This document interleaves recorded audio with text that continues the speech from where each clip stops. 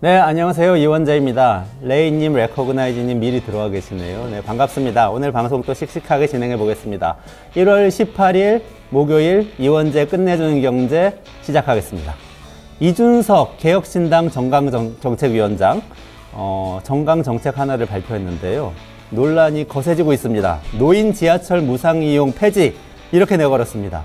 물론 폐지하고 그냥 다 돈 내시라 이런 내용은 아니고요. 그 대안으로 모든 노인에게 버스, 택시 모두 다 이용할 수 있는 카드를 월 10,000원씩 지급하겠다. 모든 노인에게 월 10,000원씩. 이렇게 이 정책 발표를 했습니다. 왜 그러냐? 현행 무상 지하철 혜택이 지하철 다니는 지역의 어르신들에게만 혜택이 간다. 그리고 6개 도시의 지하철 적자가 1조 7천억 원이 될 정도로 빚이 계속 쌓이고 있어서 미래 세대 부담이 된다. 이런 이유입니다. 어떻게 생각하세요?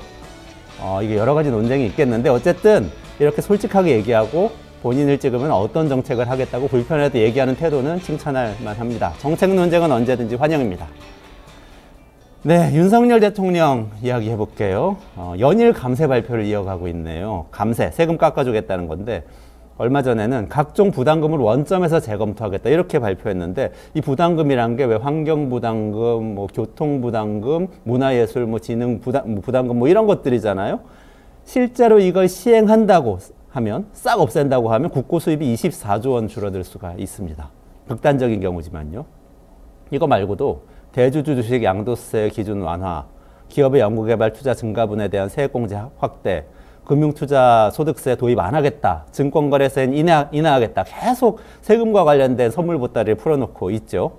이게 다 대규모 세수 감소, 그 국가의 수입이 줄어드는 그런 현상을 유발할 가능성이 높습니다. 저는 이게 이렇게 보여요. 어떤 분이 마트를 인수했어요. 초보 마트 사장이죠. 진열대 다녀보니까 물건값이 비싸 보이는 거예요. 그러니까 물건값 다 깎으라고 지시를 하는 거죠. 어떤 거 공짜로 풀어라. 이래갖고 소비자들이 사겠냐 이러고 있는 것 같아 보이는 생각이 드는데요. 너무 심한 건가요? 어떻게 보이세요?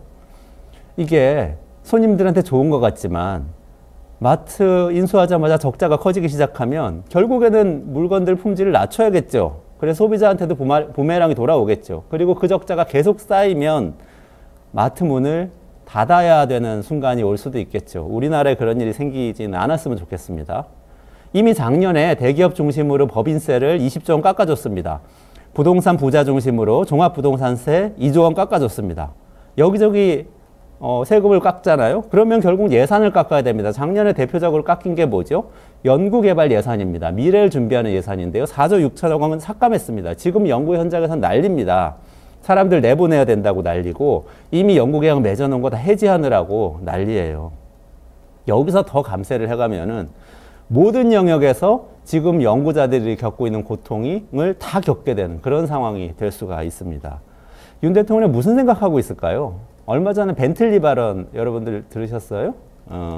거기서 그 생각이 좀 드러나요. 이렇게 얘기했거든요. 요약하자면 영국에 국빈 방문 가서 한 대 72억 원짜리 벤틀리 차를 타봤는데 이런 비싼 차량 타는 사람에게서 세금 너무 많이 뜯어내면 일자리가 없어져서 중산층과 서민이 죽는다. 이렇게 얘기했어요.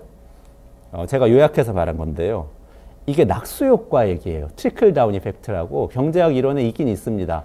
위에다 물을 부으면 아래까지 다 잘 골고루 배분된다. 이런 얘기인데 사실 3, 40년 전의 이론이에요. 지금은 경제학자들 중에서 이렇게 주장하는 분들 거의 없습니다.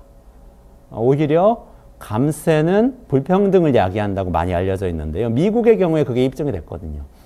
1980년에 취임한 로널드 레이건 대통령, 이분이 감세를 밀어붙였는데요. 결과적으로 지금 미국은 40년 만에 세계에서 특히 선진국 중에서는 가장 경제적 불평등이 큰 나라가 됐습니다. 그리고 미국의 범죄, 인종 갈등, 건강 문제 이런 게 다 그 불평등의 결과라고 연구 결과가 계속 나오고 있어요. 그나마 코로나 이후에 미국 정부가 재정을 막대하게 풀면서 그 불평등이 조금 완화됐다 이렇게 얘기하고 있거든요. 프랭클 루즈벨트 대통령, 그 옛날에 대공황 시절에 미국 대통령이죠. 이분이 이렇게 얘기했었어요. 세금이란 것은 문명사회 유지 비용이다. 그러면 우리나라 이렇게 감세를 하다 보면 문명사회로 가지 못하고 불량사회로 추락하는 거 아닌가 이런 생각이 듭니다. 너무 걱정되는데요. 조금 윤 대통령도 생각을 다시 고쳐 먹어주시면 좋겠다 이런 생각이 듭니다. 무엇보다도 좀 구체적으로 아시면 좋겠는 게 여러분들 자동차세 내시잖아요. 자동차세는 벤틀리나 소나타나 똑같습니다. 그냥 cc당 얼마씩 받는 거예요. 1600cc 넘어가면 cc당 200원씩 내는 겁니다. 우리나라 부자들한테 세금 뜯어가는 나라 아닙니다.